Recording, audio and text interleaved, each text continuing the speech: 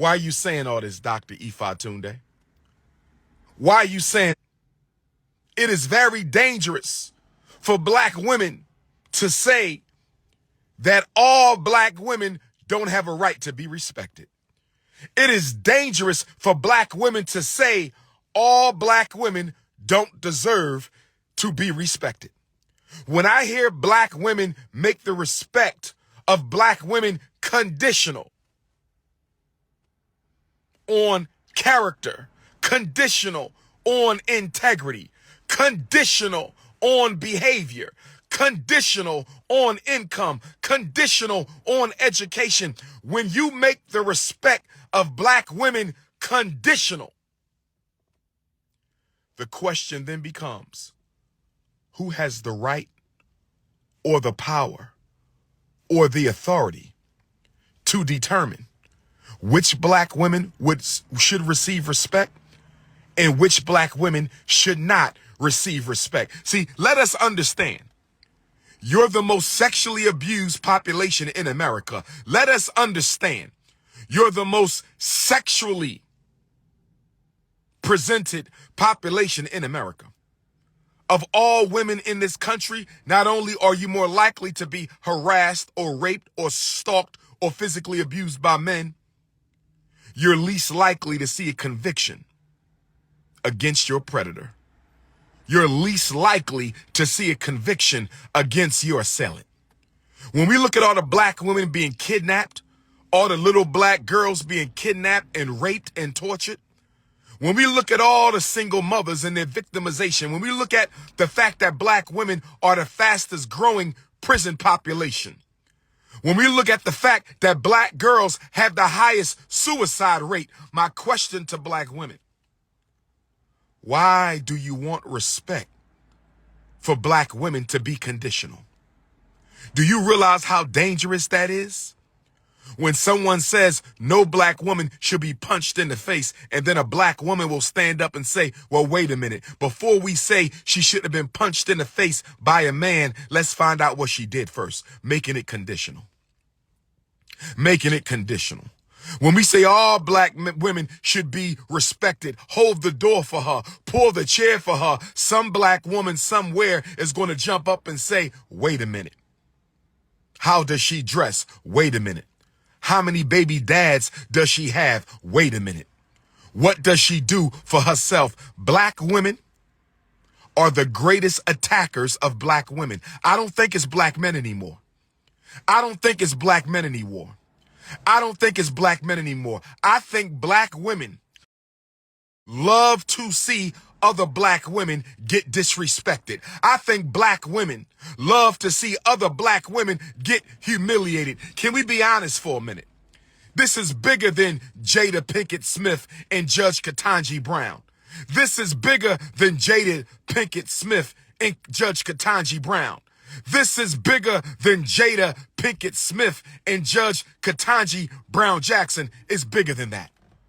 I'm seeing black women lead the charge for the assault. I'm seeing black women lead the charge for the disrespect. I'm seeing black women lead the charge to defend men who disrespect and abuse our women.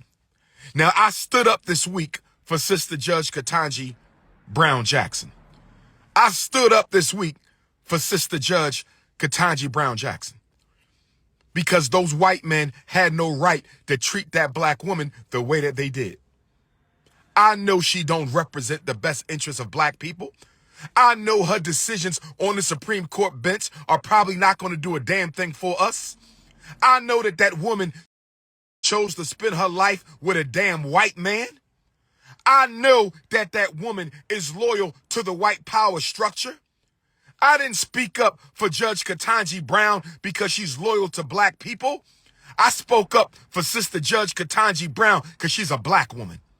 I spoke up for Sister Judge Ketanji Brown because she's a black woman. But I got all kind of messages from black women who says she deserved to be talked to like that by Mitch McConnell. I got all kind of messages from black women who says she deserved to be disrespected by Senator Ted Cruz. I got all kind of messages from black women who defended the white man's right to disrespect a black woman on international television. Help me understand, black woman.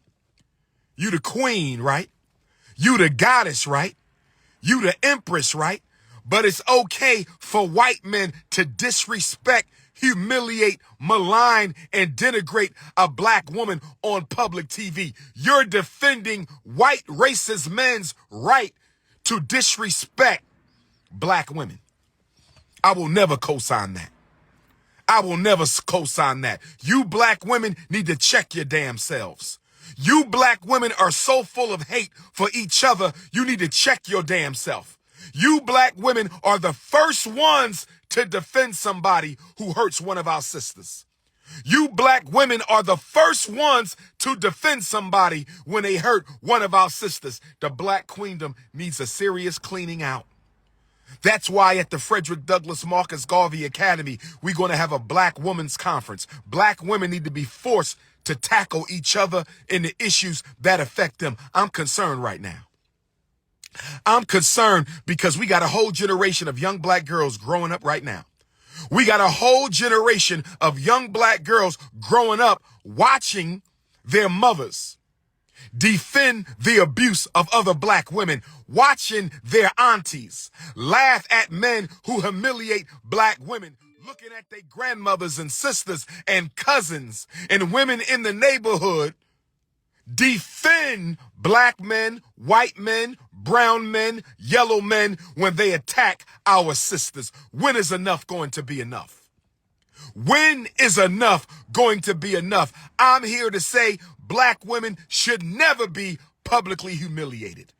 I don't care what the hell she did. We have to hold the fort, black men. We have to hold the fort, black women. When you say the respect of black women needs to be accorded on an individual basis, when you say the respect of black women needs to be accorded on an individual basis, keep that same energy when white people say ex-offenders should not be given a second chance. We got to look at them as individuals. Keep that same energy when white people say maybe we should put you Negroes back in slavery, and we will take individual applications and look at the merit of individual black people to determine whether or not they should be a slave or not. When you say the respect for black women should be conditional and reviewed on an individual basis, keep that same energy when white public school teachers say we should not conditionally protect black boys from the school to prison pipeline. Let's see if their parents are poor or not. Let's see if their mothers on welfare or not. Let's see if their daddies are in jail or not. We're not going to say black children universally deserve a good education. We're not going to say that. As white people, we're going to say, let's look at each individual black child and let's decide if they have a right to a good education. Let's look at every individual black ex-offender. Let's not universally say they deserve a second chance in society after they've paid their debt. Let's not universally say black ex-offenders are deserved a second chance in society after they paid their debt. Let's look at the individual merit of each individual black ex-offender. How the hell are we going to save black people when we want to make exceptions for respect? How are we going to save black people when we want to make individual exceptions? Either all black people deserve to be free or no black people deserve to be free. Either all black children deserve a good education or no black children deserve a good education. Either all black women deserve respect or no black women deserve respect. Stop making the respect of black women conditional. Stop making the respect of black women conditional. Stop making the respect of black women conditional.